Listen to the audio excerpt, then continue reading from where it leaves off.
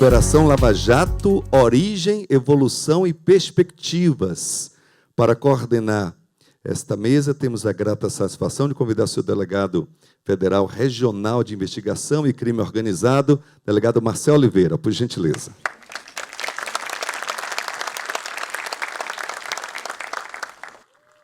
E convidamos a senhora diretora do Departamento de Recuperação de Ativos e Cooperação Jurídica Internacional, também conselheira do COAF, extinto COAF, por gentileza, delegada, extinto COAF não, porque mudou de nome, isso. Érica Marena, por gentileza. Delegado Marcel.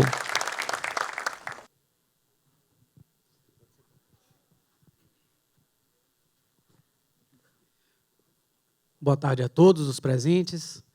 Boa tarde à doutora Érica, a quem eu tenho a grata satisfação de chamar de colega de trabalho, de labuta, de anos de trabalho de Polícia Federal, e que hoje vai nos presentear com a exposição de, provavelmente, a maior empreitada de investigação de polícia judiciária que o país já teve e, na verdade, ainda tem testemunhado.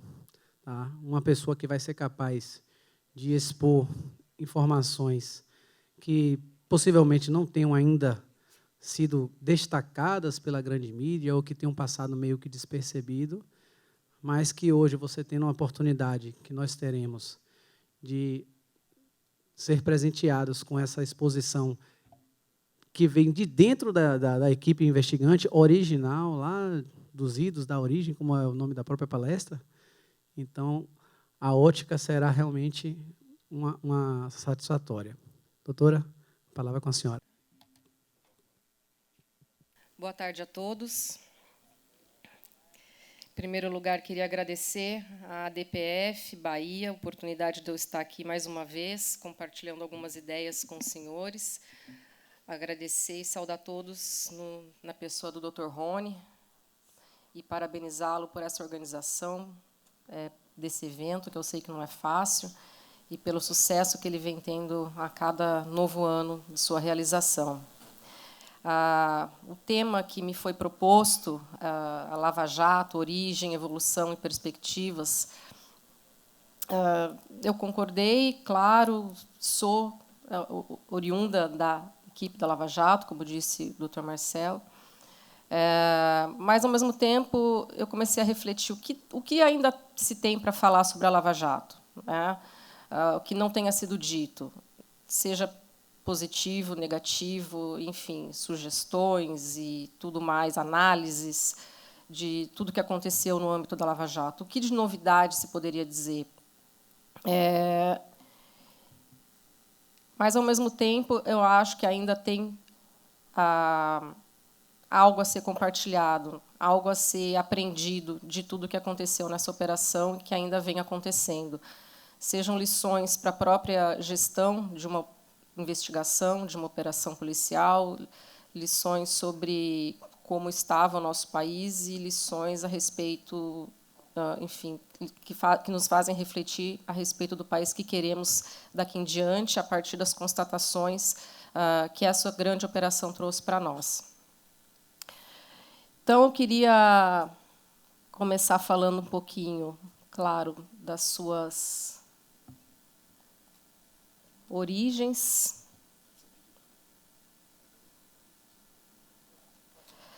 Passou.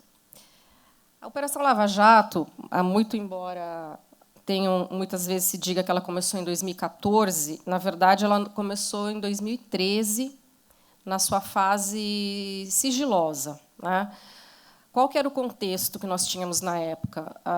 Nós vínhamos de uma gestão na Superintendência da Polícia Federal no Paraná, que não teve a área de crimes financeiros como sua prioridade. Então, a delegacia ela estava reduzida, pouca capacidade operacional, inquéritos dispersos, por ser outro foco da gestão de então. Quando houve a troca da gestão em abril de 2013, o Dr. Rosalvo Ferreira Franco assume a Superintendência do Paraná. Então, ele nos convida para... Eu já havia sido chefe daquela delegacia, havia saído durante o período dessa gestão que antecede o Dr. Rosalvo, me convida para reassumir a chefia da delegacia e reorganizar os trabalhos, principalmente os trabalhos operacionais. E uma atividade operacional, ela não é feita para entreter, ela não é feita para fazer barulho, ela não é feita para gerar notícia. A atividade operacional, uma operação da Polícia Federal, ela é feita quando se demanda uma atuação policial imediata, quando existe um crime em andamento, quando existe a possibilidade de destruição de provas, quando existe a necessidade de ouvir pessoas simultaneamente para evitar combinação de versões, enfim, há todo um contexto de combate à criminalidade que leva à necessidade de uma atuação operacional. E nós tínhamos, no âmbito dessa delegacia, várias situações que demandavam o trabalho operacional para combater o crime. E, nessa época, como eu coloquei ali, o foco era combater os crimes previstos na Lei 7492 e 9613, ou seja, crimes contra o sistema financeiro nacional e crimes de lavagem de dinheiro. O Estado do Paraná, eu até coloco ali o histórico, caso Banestado, Operação Farol da Colina. O Estado do Paraná ele foi, na década de 90, uma grande lavanderia nacional. Esse banco estatal, ele foi tomado por pessoas que dele usaram para desvio de dinheiro público e que franquearam acesso aos sistemas desse banco para lavagem de dinheiro do Brasil inteiro. Então, esse caso Banestado ele gerou inúmeros, milhares de desmembramentos, de inquéritos. Desse caso originou o escândalo das contas CC5, que, enfim, é toda uma história também muito grande. Houve uma CPI estadual, houve uma CPMI no Congresso Nacional sobre o caso Banestado. Então, ele foi o grande caso Lava Jato do final da década de 90 e início do ano 2000. Deu muitos resultados, por um lado, na questão que envolveu toda a investigação internacional. Foi descoberta uma agência do Banestado em Nova York. Dessa agência faziam uso lavadores de dinheiro do Brasil inteiro. Então, o Paraná concentrou, na vara especializada de lavagem de dinheiro, que já era de titularidade do Dr. Sérgio Moro, concentrou investigações de alta complexidade e extremamente volumosas. E essas quebras de sigilo no exterior levaram a quebras de cada vez mais instituições financeiras, a um volume grande de necessidade de cooperação internacional.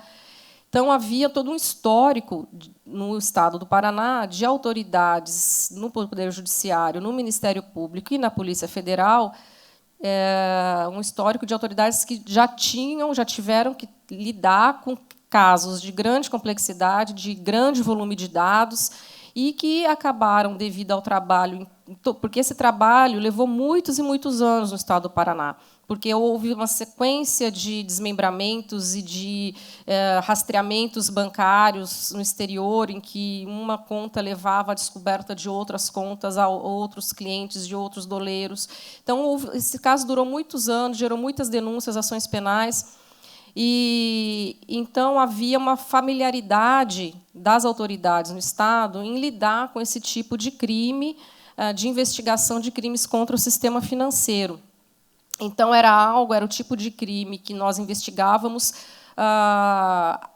ainda que demandasse várias ações dentro da investigação, não era algo que nós víamos como complexo de se fazer, mesmo que demandasse quebras no Brasil, no exterior, interceptações telemáticas, telefônicas e, enfim, diversos atos de investigação, não era algo que para nós era novidade ou era difícil. Então, quando nós fomos chamados a reorganizar essa delegacia e reorganizar a demanda operacional que existia na época, havia um caso ali que já estava com elementos suficientes para indicar que uma intervenção policial com mais ênfase talvez fosse necessária.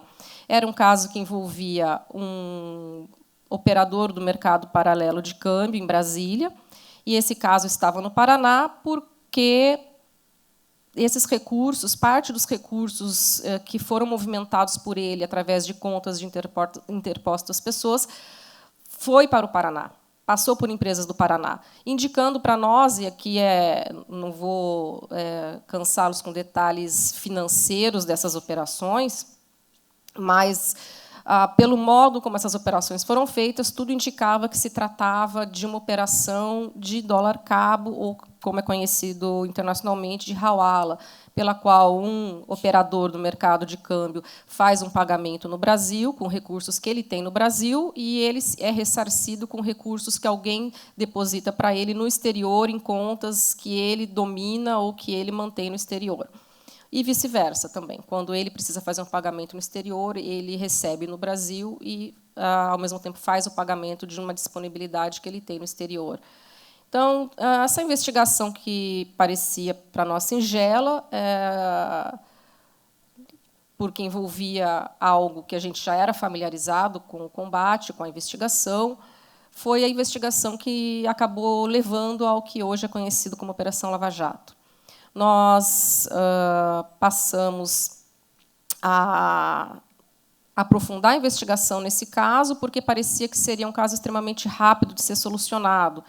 A questão era descobrir quem eram os clientes dele, quais eram os canais de atuação dele para manter os recursos fora do Brasil e trazê-los para cá ou mandar para fora, e deflagrar uma ação policial nesse caso. Então, esses monitoramentos dos canais de comunicação dele com seus clientes começaram em junho de 2013. E a previsão era que, até outubro, novembro de 2013, nós pudéssemos deflagrar a operação, tirando esse criminoso do mercado e identificando os seus canais de lavagem de dinheiro e a sua clientela e a fonte desse dinheiro que ele vinha movimentando à margem do sistema financeiro nacional. Porém, o andamento dos monitoramentos revelou o contato dele com 3 outros núcleos de profissionais da lavagem de dinheiro.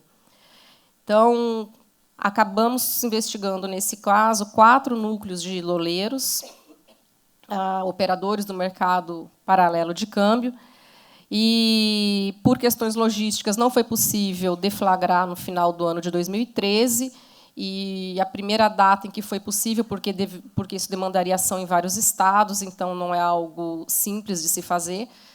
Então, a Polícia Federal não faz uma operação sem antes ter muito planejamento e muito cuidado, porque os recursos envolvidos são grandes, a logística envolvida é complexa. Então, nesse caso, foi possível deflagrar essa operação no dia 17 de março de 2014, que foi a fase ostensiva da Operação Lava Jato. Um mandado de busca e apreensão foi especial para nós. Naquele momento, ele não era especial, ele era mais um mandado de busca e apreensão, que foi na casa e no escritório de um ex-diretor da Petrobras, chamado Paulo Roberto Costa. E por que ele foi incluído nos pedidos? Porque, no curso do monitoramento, um desses loleiros, que era o Alberto Youssef, comprava, e eu sei que vocês já sabem essa história, que foi repetida quase que ad nauseam ao longo desses 5 anos, mas me perdoem, faz parte da origem, então preciso mencionar. Um desses doleiros, Alberto Youssef, ele compra, isso é verificado nos monitoramentos de e-mail dele, ele compra um carro importado para o Paulo Roberto Costa, e a nota fiscal sai em nome do Paulo Roberto, e tudo indicava, a princípio, para nós, que poderia se tratar de um valor que talvez Paulo Roberto mantivesse no exterior, e ele fosse pagar no exterior esse dinheiro para o Youssef, e, no Brasil, o Youssef pagaria, em contrapartida, esse valor pelo carro que o Paulo Roberto queria. Isso seria o raciocínio lógico de um cliente de um doleiro, de um cliente de um operador ilegal do mercado paralelo de câmbio. E não só Paulo Roberto, mas outras pessoas que também foram identificadas como clientes desses doleiros no curso da investigação da primeira fase também foram objetos de mandado de busca, para nós angariarmos elementos que indicassem a fonte daquele dinheiro, se havia manutenção de recursos não declarados no exterior e por que a utilização de um canal oculto das autoridades, que era justamente o uso de um lavador de dinheiro. Para nossa surpresa, depois do cumprimento dos mandados, depois dessa primeira fase, no dia 17 de março, logo no próprio dia 17, chegou ao nosso conhecimento que ele tinha enviado parentes, filhas e genros até o escritório e tinha conseguido retirar de lá elementos, documentos, enfim, dinheiro, e conseguiu proteger esse material da busca que a Polícia Federal fez no local. Houve ali um descompasso entre a chegada da equipe, a entrada, a busca de chave para o local. E, enfim, nisso houve tempo da família se comunicar com parentes que estavam fora, que correram até lá e conseguiram tirar provas do escritório.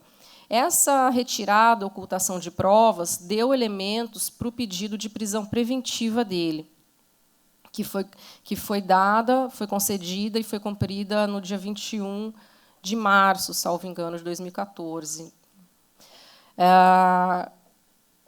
Com o material apreendido, tanto na casa dele, esse material que ele tentou esconder foi recuperado nessa nova apreensão que foi feita junto com a prisão dele no dia 21.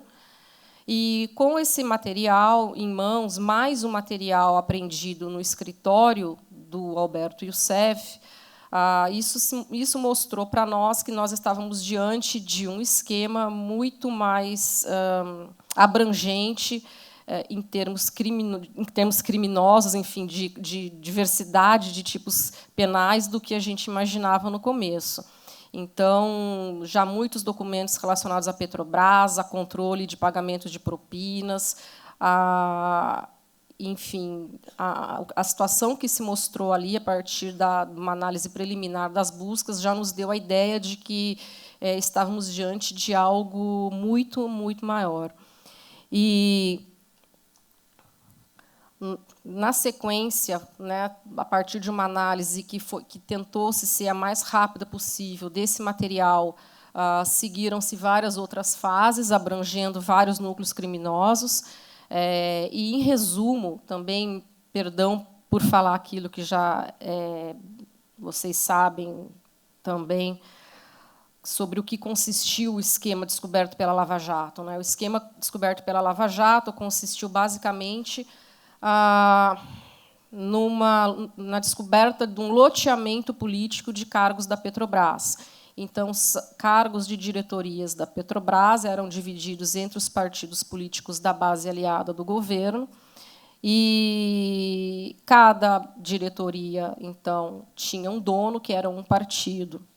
E essa diretoria trabalhava para esse partido, no sentido de que parte do valor dos contratos obtidos por essa diretoria ia para o bolso de agentes políticos, de servidores públicos da Petrobras e do próprio operador. Então, cada partido tinha seu operador financeiro, que cuidava de cobrar as empresas contratadas pela Petrobras, receber esse dinheiro no Brasil ou no exterior, fazer a divisão com os partidos, agentes políticos e servidores públicos. Em uma síntese bem apertada, esse foi o esquema descoberto pela Operação Lava Jato.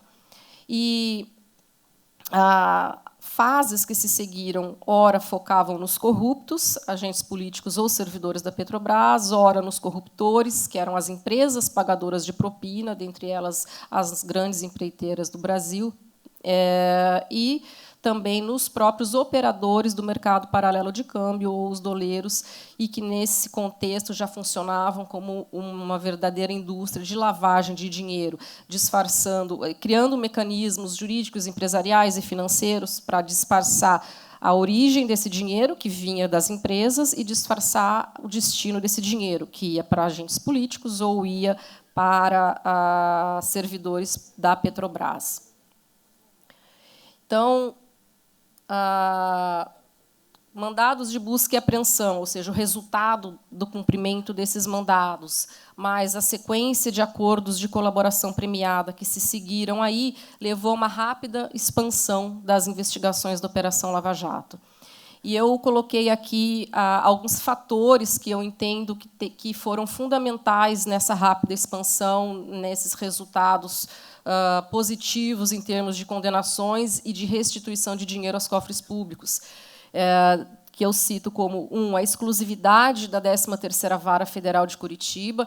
Então, a partir do momento em que a operação ganhou uma dimensão já grande, e que já havia um grupo grande de procuradores da República, um grupo da Polícia Federal, o TRF da 4ª Região teve a sensibilidade de designar a 13ª Vara como vara exclusiva para os casos da Lava Jato. A partir daí, os casos que não diziam respeito à Lava Jato, então, eram distribuídos para o juiz substituto. Então, essa designação exclusiva foi fundamental para a celeridade, né, das ações da Lava Jato na Justiça. Equipes exclusivas da Polícia, do Ministério Público e da Receita, também dedicadas exclusivamente para a Lava Jato, foram e são fundamentais para a celeridade do caso.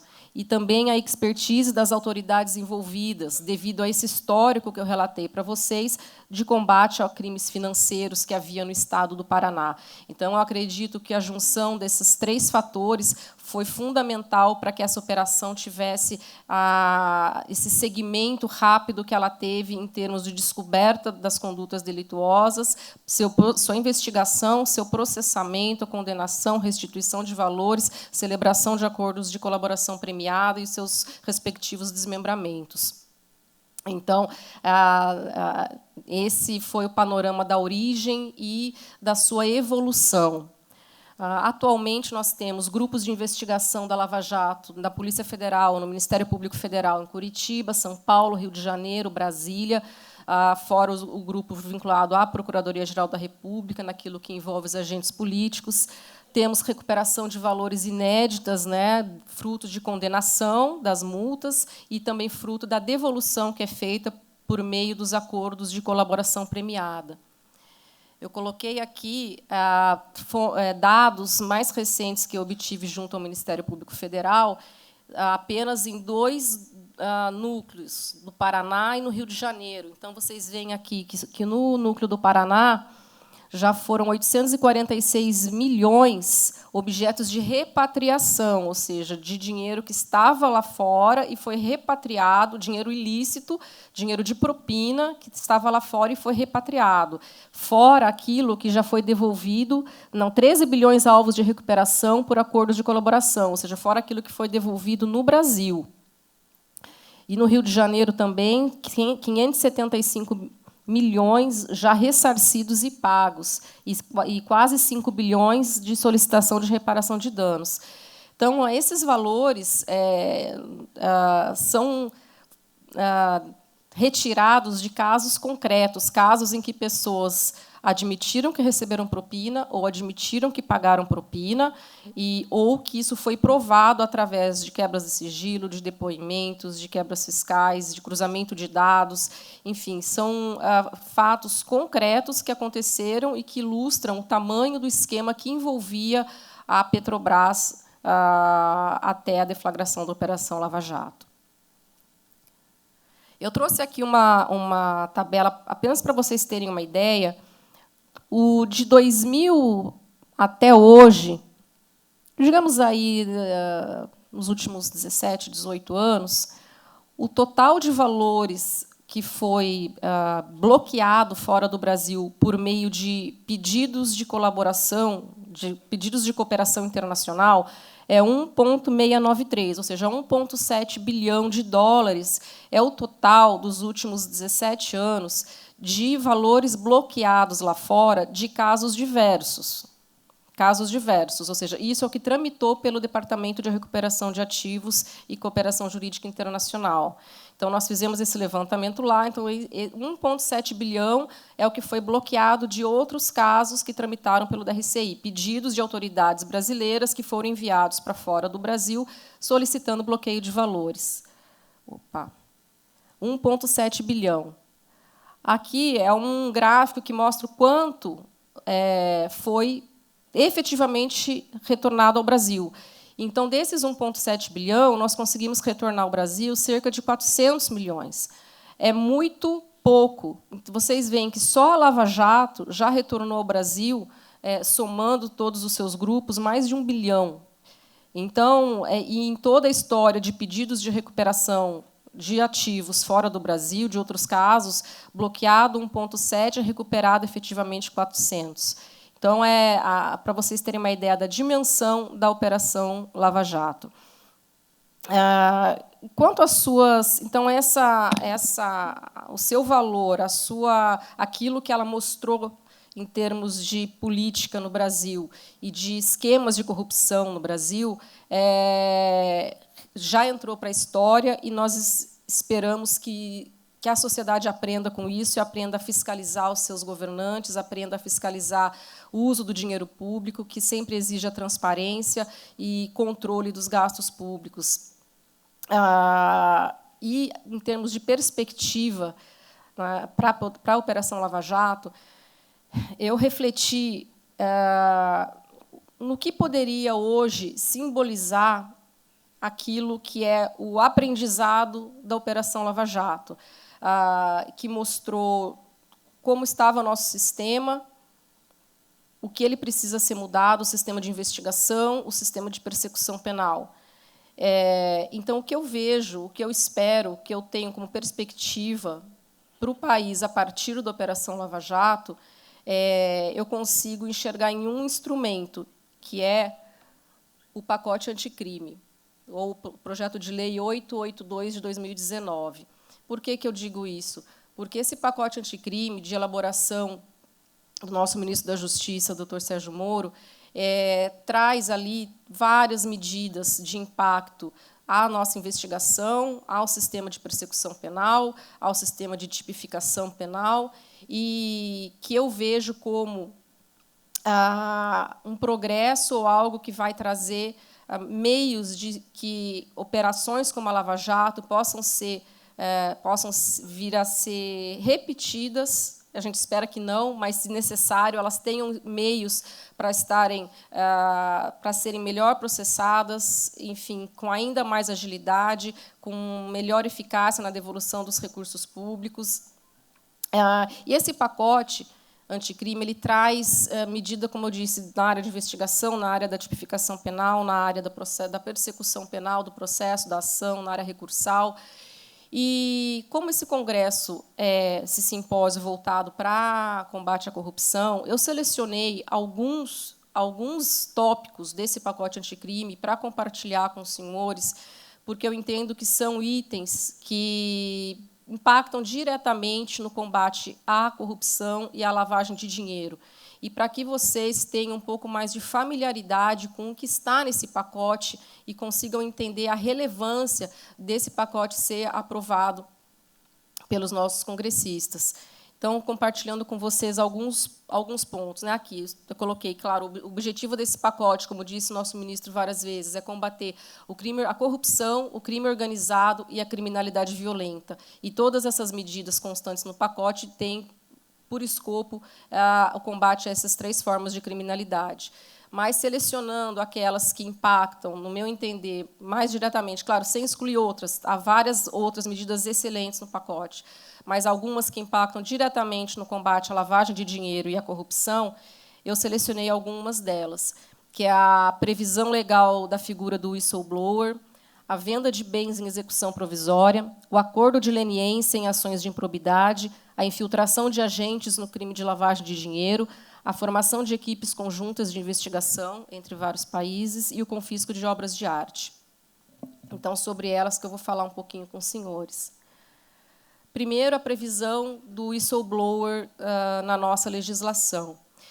Os programas de whistleblower eles são considerados importantes ferramentas de combate à corrupção, de combate a fraudes no âmbito da administração pública. Eles já são bem consolidados, principalmente nos países da common law.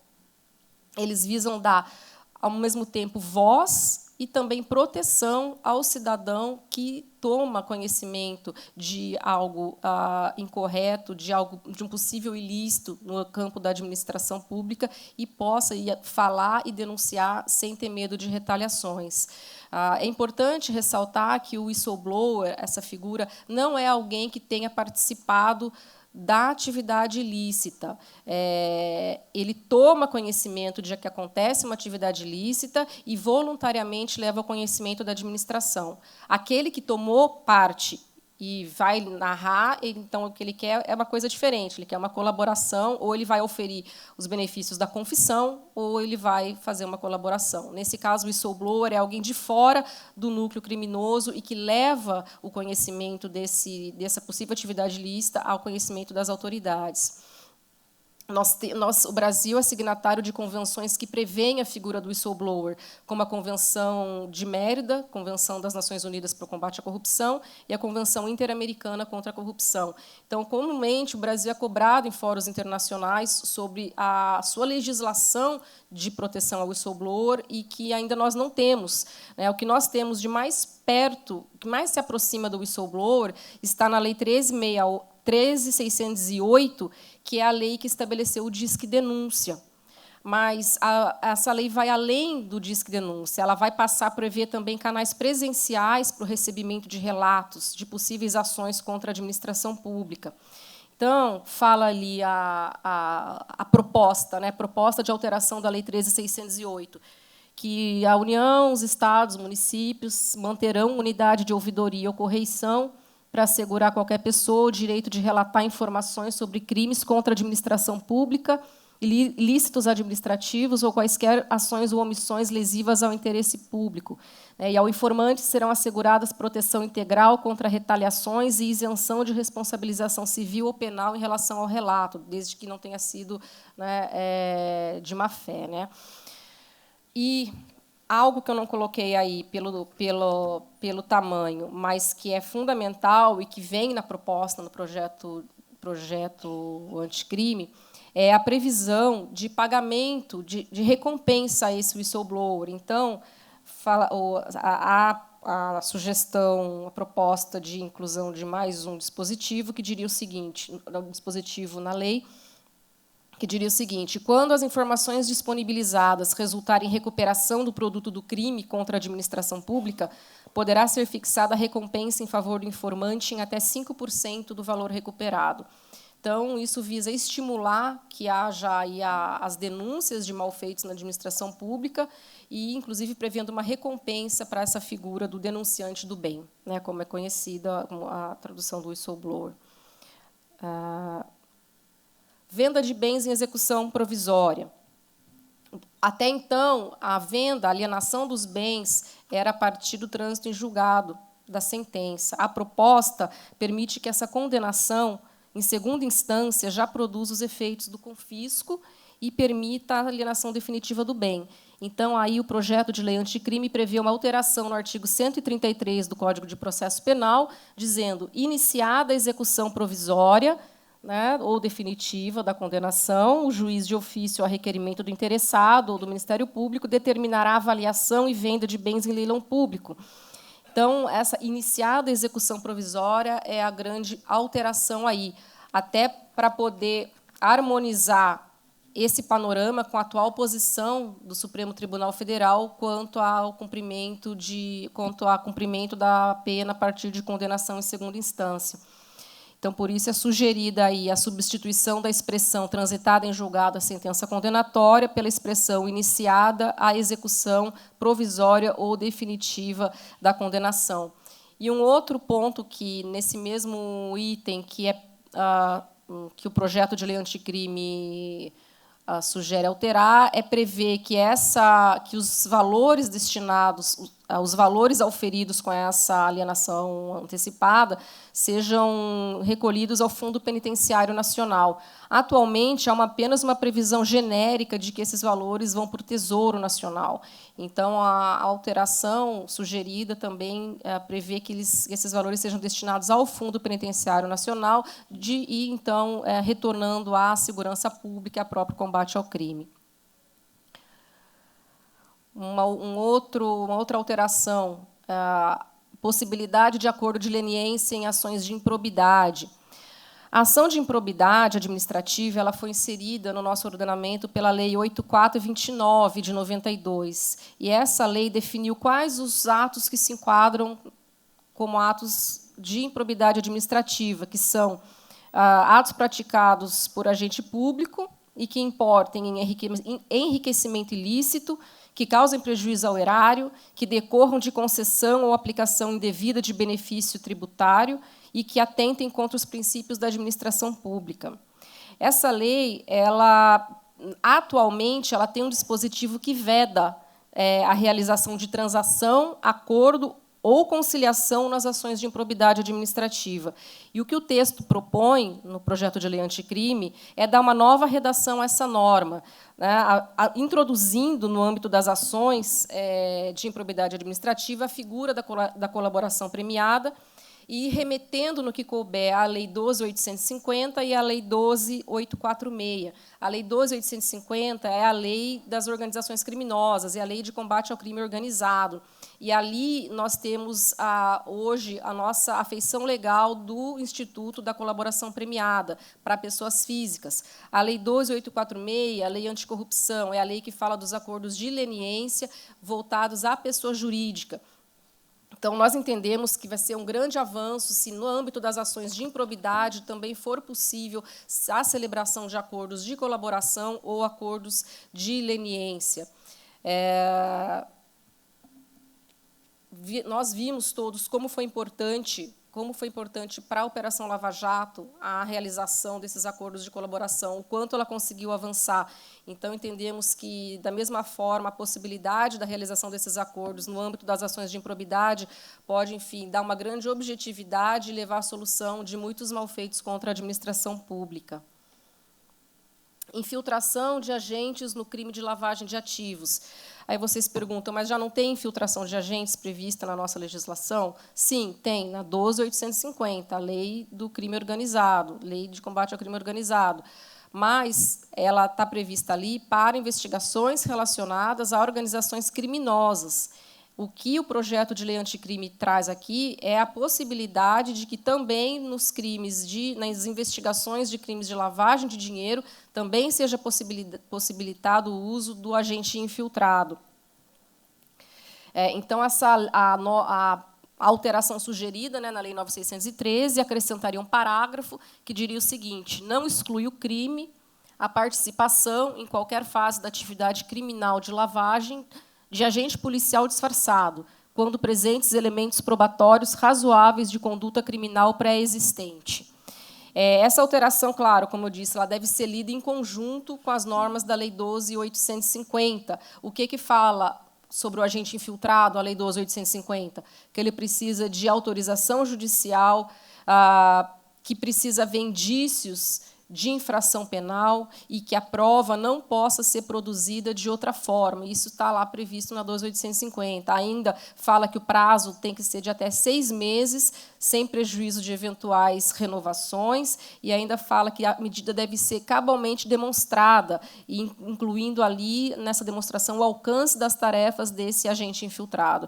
Então, somando-se todas as previsões da 12.850, essa proposta de alteração na 9.613 vem trazer também a possibilidade de que, nas investigações de lavagem de dinheiro, possa se fazer o uso do agente infiltrado.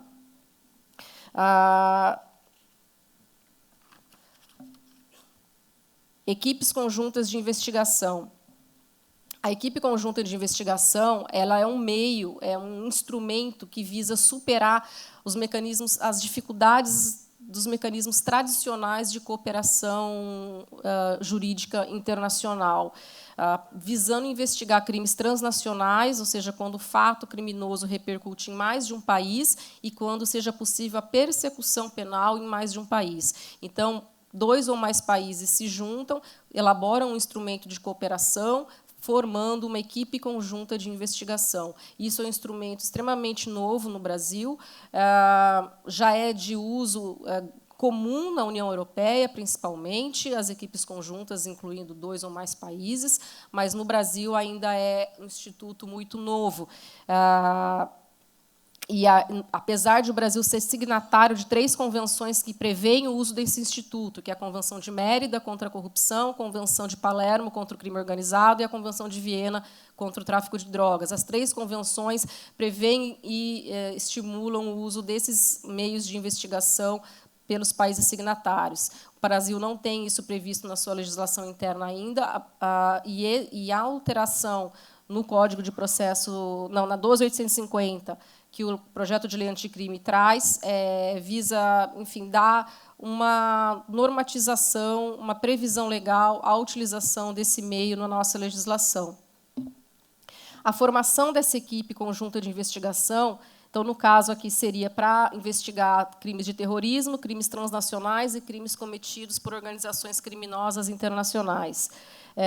E aí ele fala, dispensará as provas obtidas, o compartilhamento, a transferência de provas, dispensará a formalização ou autenticação especiais. E, para a constituição das equipes, não será exigida a previsão de tratados, porque não é um tratado novo, não precisa ser assinado pelo presidente, ser levado ao Congresso Nacional, ser ratificado. É um instrumento de cooperação firmado a partir das convenções às quais o Brasil aderiu. Então, esse instrumento de cooperação é proposto por um dos países. Então, no caso, se um outro país propuser, esse instrumento chega até o Brasil por meio da sua autoridade central, que, no caso, é o Departamento de Recuperação de Ativos e Cooperação Jurídica Internacional, que é a autoridade central para a cooperação internacional no Brasil.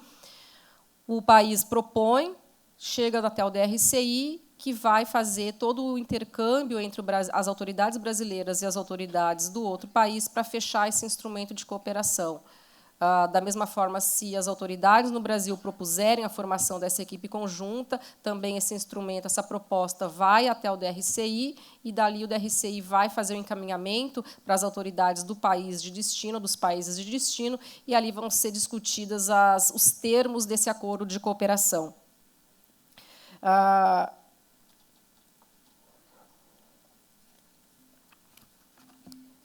Acredito que, em relação às equipes conjuntas de investigação, seria isso.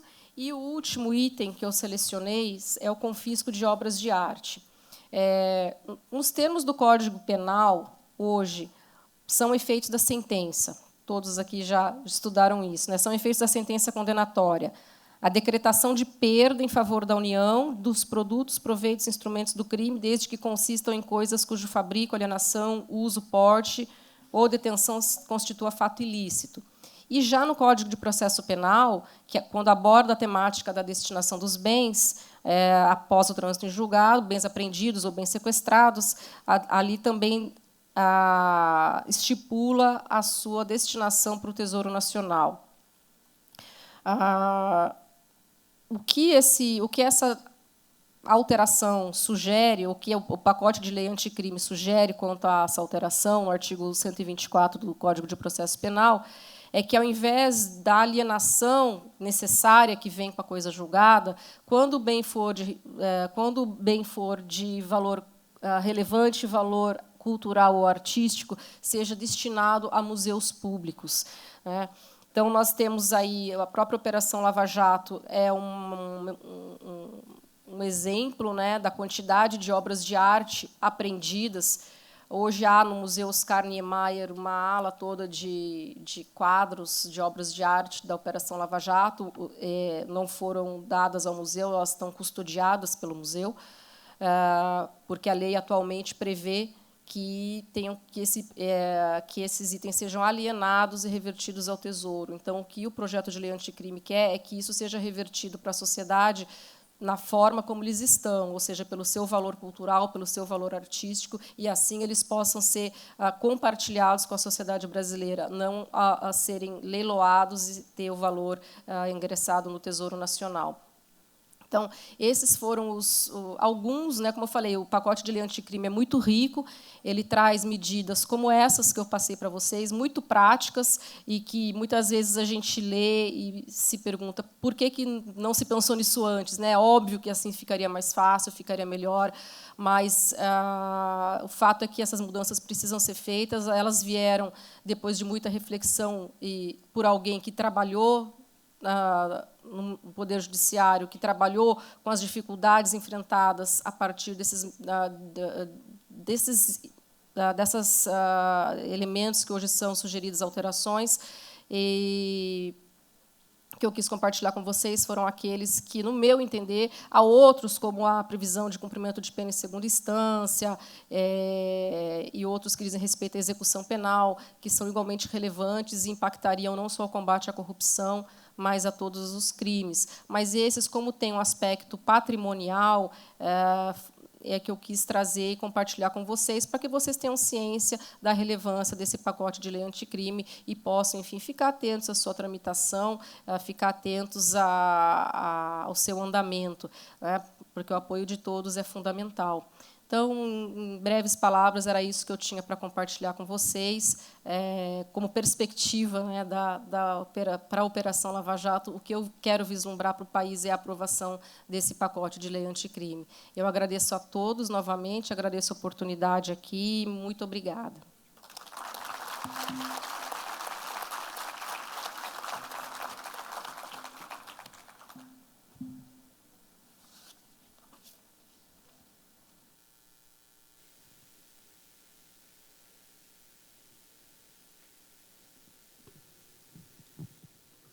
Doutora Érica, foi uma enorme satisfação poder compartilhar esse momento com a senhora aqui e conhecer um pouco mais das entranhas da história da Lava Jato como um todo. Cabem alguns livros aí, né? Alguns capítulos de livro. Tá? A gente sabe que a Lava Jato já é uma narrativa reiterada do brasileiro. Dia após dia, você liga a televisão de manhã esperando saber aonde está acontecendo alguma fase da Lava Jato. Então, é uma coisa que o brasileiro já se acostumou aí nos últimos anos a acompanhar, mas nem mesmo por isso a gente não continua tendo aquela necessidade da informação e a satisfação de ver a viatura preta na rua buscando melhorar a nossa realidade do país, mudando a história do país. Tá bom? A fala da senhora, o que eu acho mais importante não, mas inicialmente importante, e aqui eu remeto especialmente aos acadêmicos, que a gente sabe que nesse nosso evento conta com vários acadêmicos, é vocês terem ideia de que, como a doutora Érica falou, para ter uma Lava Jato, que na verdade é um mundo de operação, logo no início foram milhares, nas palavras da doutora Érica, milhares de investigações desmembradas, cadernos investigativos autônomos. Então, isso foi tratado em algum momento, para que lá em 2014, em 2013, como a doutora falou, pudesse nascer uma investigação que veio ao público como a Lava Jato se faz presente hoje. Mas toda aquela gama de investigações que não tiveram, talvez, fases ostensivas, como vocês conhecem, as chamadas operações, na verdade, a Polícia Federal e todas as polícias judiciárias, elas trabalham com talvez 90% dos seus trabalhos investigativos sem fases ostensivas. E nem por isso eles não levam a cabo todo o amealhado de provas que se faz necessário para que o Ministério Público, junto com o Judiciário, formem a convicção, julgando, inocentando, ou até provando-se que não havia um delito a ser tratado em esfera de processo penal. Tá? Eu recebi aqui algumas perguntas e vou transmitir à senhora aqui. Veio uma pergunta aqui de um colega. Se a palestrante entende ser benéfica a participação de pessoas alheias aos quadros técnicos em órgãos públicos de controle.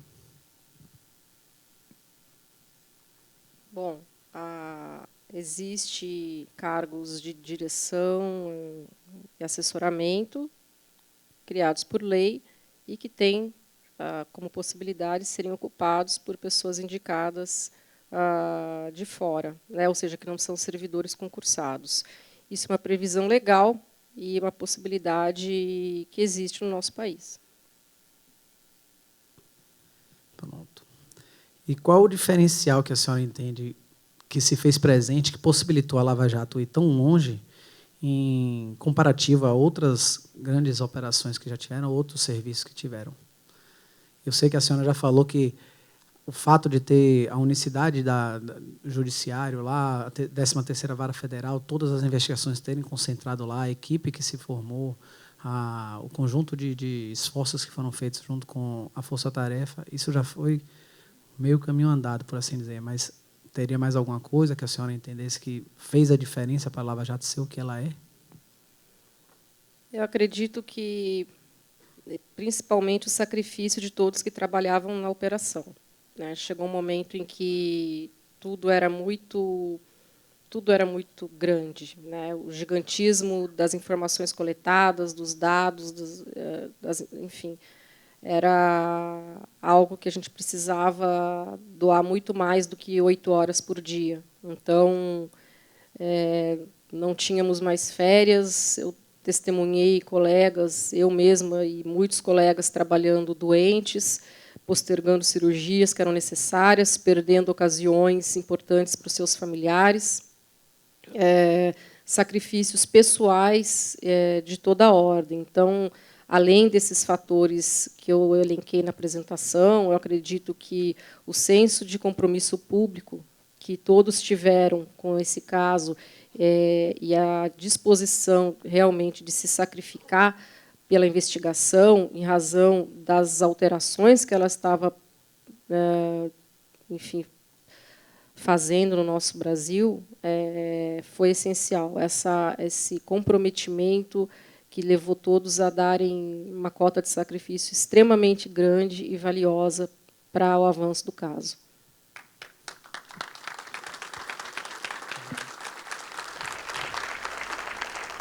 E essa palavra que a doutora Érica falou é uma palavra que deve ser marcada, comprometimento. Tá? Às vezes, quem está de fora de trabalho investigativo e não sabe como é o dia a dia das equipes de investigativas, elas confundem um pouco forças-tarefas com pessoas que estão, ou mesmo quando não há instalado uma força-tarefa, fala assim, eles são amigos, então por isso está comprometida a isonomia.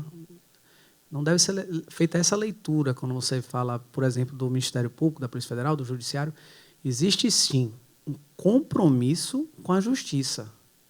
Não existe, não é que tem órgãos de mãos dadas andando juntos. Não.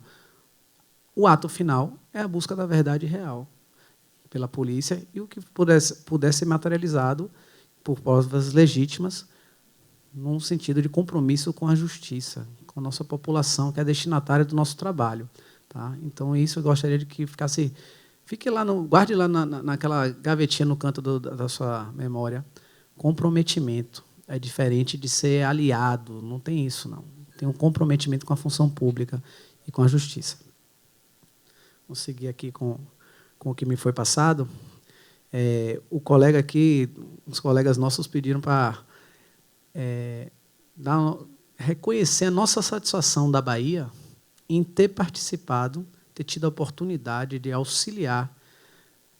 Eu, pessoalmente, por incontáveis vezes, tive a satisfação pessoal de auxiliar, de alguma forma, o Paraná na empreitada da Lava Jato, porque a Bahia, felizmente ou infelizmente, era acometida por boa parte dos atos que permearam a Lava Jato. Então, foi com satisfação pessoal e profissional que eu pude socorrer, sempre que, com a equipe da Polícia Federal, da nossa superintendência toda, e por vezes no interior também, aos colegas da Lava Jato, e testemunhar a capacidade de concisão e objetividade das investigações, porque você tratar uma gama de metadados que simplesmente são incomensuráveis e fazer disso chegar ao cabo numa palestra que você pode, de forma clara, objetiva, transmitir tudo o que aconteceu. E assim foi feito para o Judiciário, tanto é que hoje são dezenas e dezenas de processos penais, ações penais em curso, nas quais os réus efetivamente estão sendo condenados. Ou seja, a prova, o caderno probatório, foi bem feito e permitiu que o que foi levado ao juízo fosse claro o suficiente para levar a cabo a ação penal. Quanto a esse apoio que você mencionou da Bahia, na verdade, eu até me permita fazer uma pequena correção.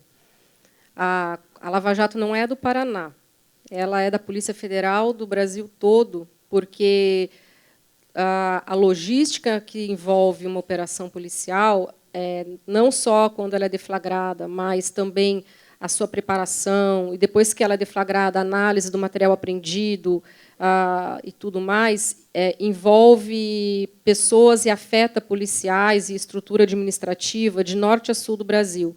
Então, muitas vezes, eu estou com um agente em missão em Curitiba, ajudando na análise de material apreendido, que às vezes ele é de Rondônia.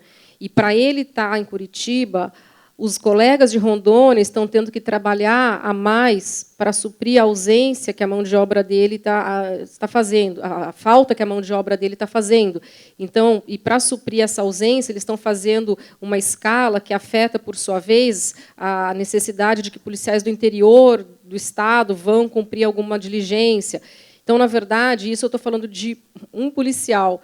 Quando você coloca isso num nível de Lava Jato, você imagina todos os cargos da Polícia Federal envolvidos, de todos os estados. Então, na verdade, nunca se pode dizer que a Operação Lava Jato é da Polícia Federal do Paraná. Ela é, efetivamente, uma operação da Polícia Federal, ponto. Porque toda a Polícia Federal, de alguma forma, ainda que indiretamente, foi afetada e deu sua contribuição, ainda que cobrindo um colega que teve que viajar, ainda que tendo que, enfim, fazer seus sacrifícios em termos de lotação, fazer seus sacrifícios em termos de ter seus recursos diminuídos financeiramente para que outros pudessem ser colocados na Lava Jato. Então, ela afetou a Polícia Federal como um todo. Então, a Bahia ela é parte, ela não ajudou em cumprimento de mandados, mas ela efetivamente ela é parte também da Operação Lava Jato, assim como todas as unidades da Polícia Federal do Brasil. Eu sempre enfatizo isso para os meus colegas que vêm, às vezes, dar os parabéns, eu falo, não, se você é da Polícia Federal, você pode nem ter sabido, mas você deu a sua cota também de participação nessa operação. Às vezes, o seu colega que foi, às vezes, um colega numa cadeia de comando, às vezes 2 acima de você tiveram que fazer alguma coisa em relação à Lava Jato, que acabou sobrando um trabalho para você, e você nem sabe que é por causa da Lava Jato. Então, como eu falei, a Lava Jato tomou uma dimensão tão grande que afetou o trabalho de norte a sul da Polícia Federal, e, por isso, é uma operação de todos nós.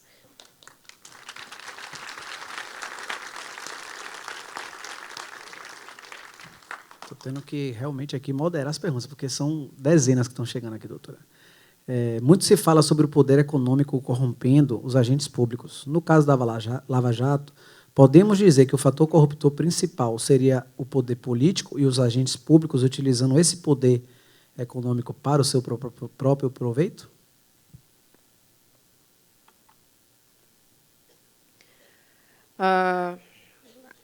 O poder político aí foi usado para obter o poder econômico. Contratos bilionários, como são os contratos da Petrobras, mas depois a Lava Jato mostrou que focos de corrupção grande também em outros órgãos públicos, né? O grupo do Rio de Janeiro está aí para mostrar o quanto se alastrou esse esquema de corrupção. E a dinâmica basicamente é a mesma, né? Cargos públicos que são loteados para que os seus ocupantes sirvam aos interesses de núcleos políticos. Interesses esses de que os recursos que tramitam nos contratos que são de responsabilidade desses cargos possam ter parte deles desviados, parte vai para que esse núcleo político, parte vai para reabastecer campanhas que retroalimentam, né, o sistema político, ou seja, fazem com que esse mesmo núcleo político continue no poder, parte vai para o enriquecimento ilícito dos ocupantes de cargos públicos e cargos políticos. Então, na verdade, tudo se resume o poder político é necessário para que se chegue até a influência na parte econômica, ou seja, no dinheiro que transita pelos cofres públicos, né, nos contratos e nas licitações, enfim. Então, essa é a minha visão. É aquela questão, hoje em dia a gente não sabe o que começou primeiro, né? O econômico ou o político. A verdade é que eles se miscigenaram e eles estavam retroalimentando um ao outro ali, basicamente virando uma coisa só, mas indispensáveis uns aos outros. Mais uma pergunta aqui. Se houve, na verdade, a gente sabe que houve, mas quais são as que a senhora considera as tentativas de interferência ou criação de obstáculos jurídicos e administrativos ao segmento da Lava Jato que mais tirou o sono da equipe investigante? Algo que nos tirava o sono era sempre ver como o volume de dados, o volume de trabalho crescia e a equipe não crescia na mesma proporção. Então, a falta de recursos sempre foi algo com que nós precisamos trabalhar nesse tempo, tanto que é o que levou ao que eu falei sobre a necessidade de sacrifício de muitos integrantes. Então, esse foi um elemento que eu acho que afetou muito, que tirou nosso sono. Quanto aos diversos outros tipos de ataque, o que eu tenho a dizer é que, quanto melhor a prova é constituída, menos você tem para atacar a investigação e mais lhe sobra para atacar quem investiga e quem julga. Então, na minha visão, os ataques, seja de que ordem forem, principalmente quando são dirigidos de maneira pessoal a investigadores e julgadores, na verdade, só servem para provar que a investigação foi bem feita, que a prova foi bem constituída e que o que sobrou de ataque, na verdade, é pessoalizado. Então, eu vejo isso como um reconhecimento pela qualidade do trabalho. É o famoso choro é livre.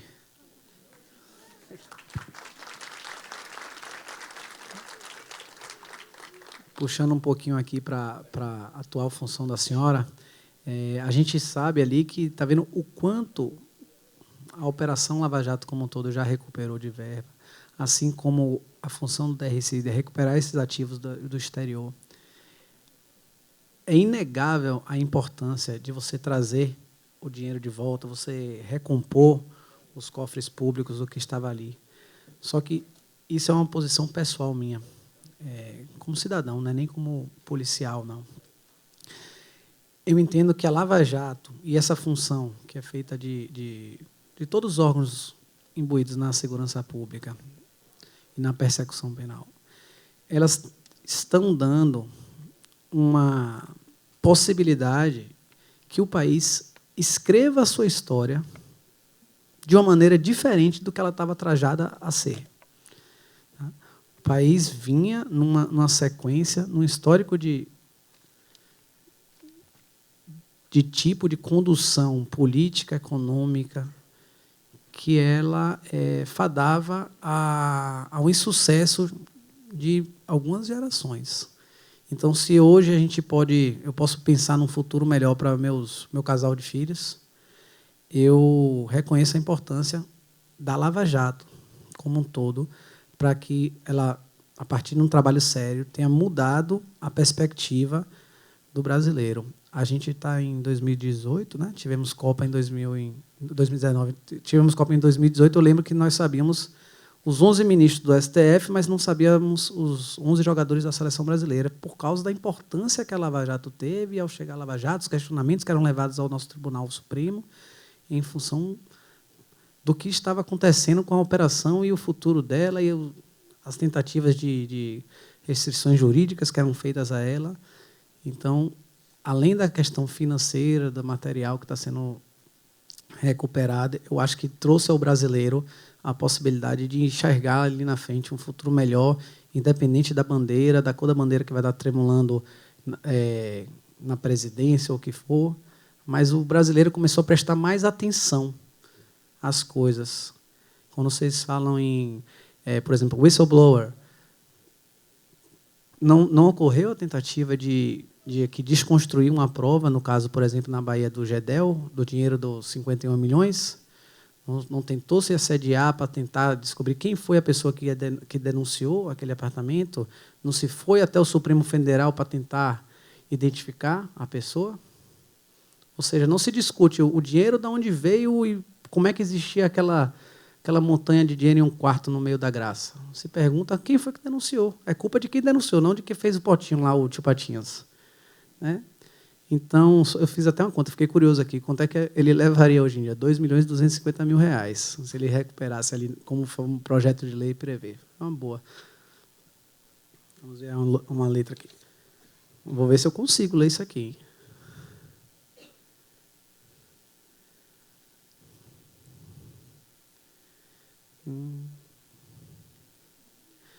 Tá difícil aqui. Tá. Não é nem o braço, não. É o garrucho.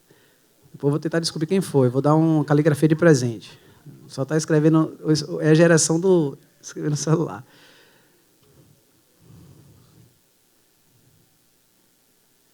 A questão aqui, se a Lava Jato, de algum tipo, entende como sendo um efeito, ou um efeito colateral indesejado, a crise gerada no país em função das diversas demissões que tiveram em alguns segmentos empregatícios, e que isso é uma tese recorrente da defesa. Se, de algum jeito, vocês absorvem isso aí. A opção é viver num país corrupto, colocar tudo para debaixo do tapete, ou processar a corrupção. A Polícia Federal...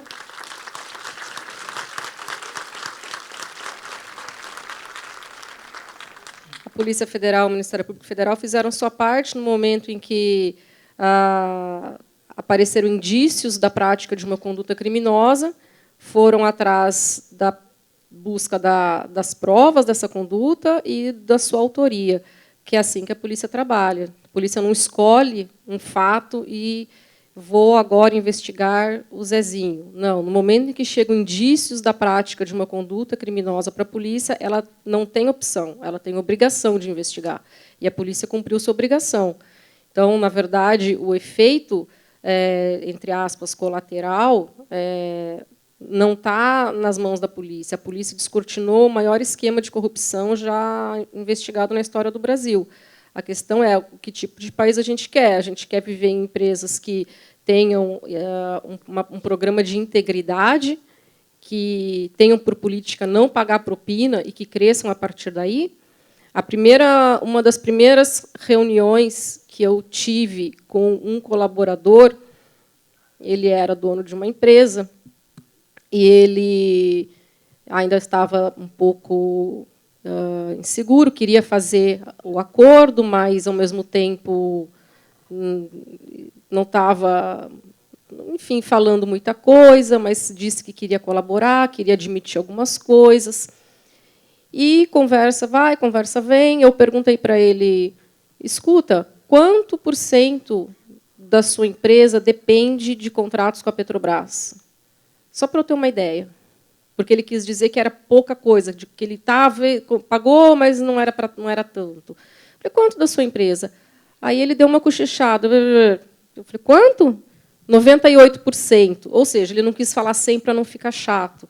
Então, uma empresa que tem 40 anos, como ele disse que a dele tinha, e depende 100% de contratos com a Petrobras e cresceu pagando propina, é esse o tipo de empresário que a gente quer? É esse o tipo de empresa que a gente quer? É assim que a gente quer que o nosso Brasil funcione, que o nosso sistema econômico funcione, na base de propina, na base de conchavos?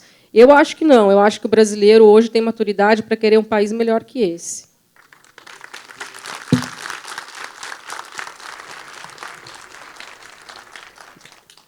Nesse contexto que a gente já falou de riscos e ameaças ao trabalho investigativo, que a gente já debruçou aqui um tempinho sobre isso, Nova pergunta aqui.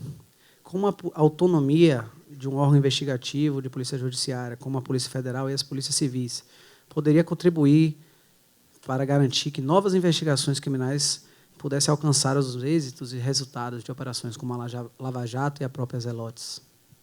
Eu acho importante começar enfatizando que o delegado, enquanto autoridade policial encarregado de uma investigação, ele tem autonomia para conduzir essa investigação, por lei. Agora, ele não pode um superior hierárquico, que, na verdade, é um superior administrativo, chegar e dizer para esse delegado, interferir na investigação dele e dizer, intima A, intima B, arquiva, não arquiva, encaminha para tal lugar. Isso é ilegal. Agora, há outros meios de se afetar uma investigação, que é quando ela, por exemplo, fica sem recursos, que é quando ela fica sem gente. Então, e às vezes nem é algo ilícito. Às vezes o foco da administração naquele momento é outro. Então, ele vai direcionar todos os focos, todos os seus recursos para uma determinada criminalidade e tirar de outra. Mas pode ser que não tenha nada de nenhum viés aí tentando interferir na investigação, mas pode ser que tenha. E, se tiver, vai ficar mascarado nesse tipo de alocação de recursos. Assim como outras tentativas, então, o orçamento, a parte de gestão da instituição, é algo que realmente, de uma maneira transversa, pode sim afetar as investigações.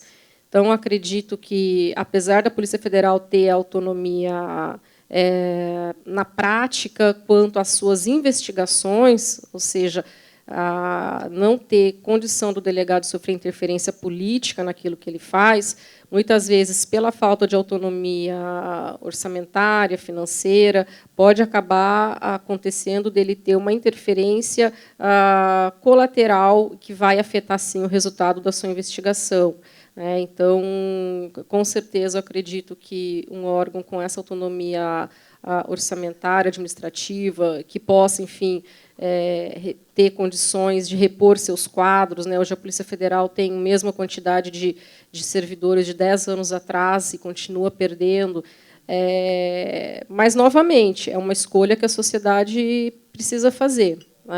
Nós temos uma proposta de emenda constitucional relativa a isso, para ser avaliada pelos congressistas, que, como representantes da sociedade, vão decidir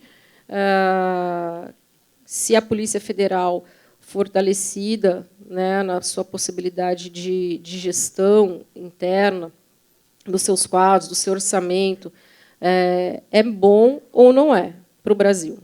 E isso eu tenho também tenho que acreditar no nosso Congresso e saber que eles vão entender e avaliar o que é melhor para a sociedade enquanto nossos representantes.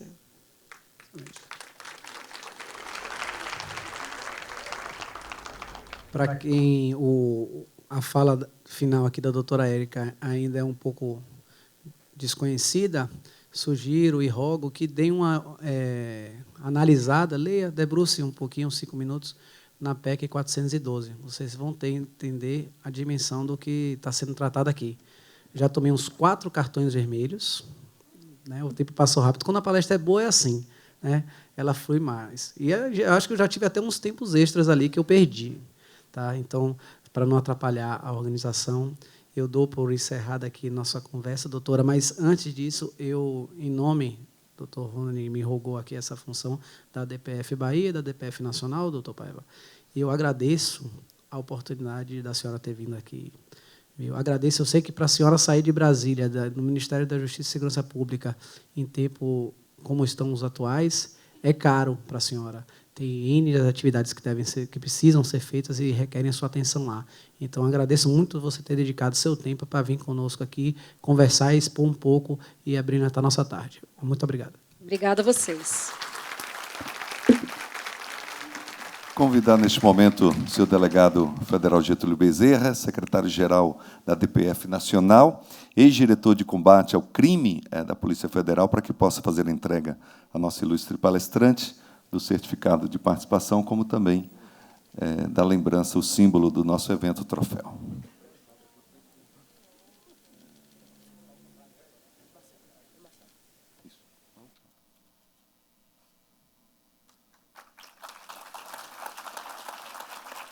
Também fazer a entrega ao moderador, delegado Marcelo Oliveira.